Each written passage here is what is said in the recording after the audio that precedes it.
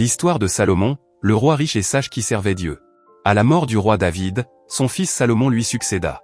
Malgré son jeune âge, Salomon souhaitait régner avec justice et honorer Dieu.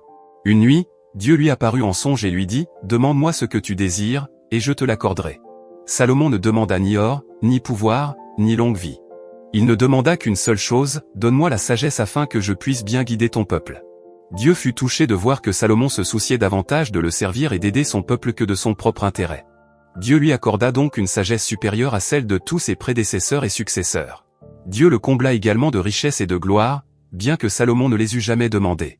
Parce que Salomon plaçait Dieu au-dessus de tout, le royaume devint puissant et prospère. Chaque année, il recevait d'immenses quantités d'or. L'argent devint si courant qu'il perdit toute valeur. Des rois de nombreuses nations vinrent l'honorer.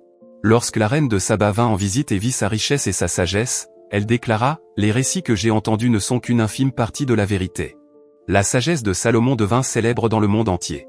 Il fit construire un temple magnifique pour Dieu à Jérusalem. La vie de Salomon nous enseigne que lorsque nous servons Dieu en premier, il nous comble de bénédictions au-delà de nos espérances. Si vous souhaitez que Dieu guide vos pas comme il a guidé Salomon, écrivez, « Guide-moi, Seigneur », et abonnez-vous pour en savoir plus.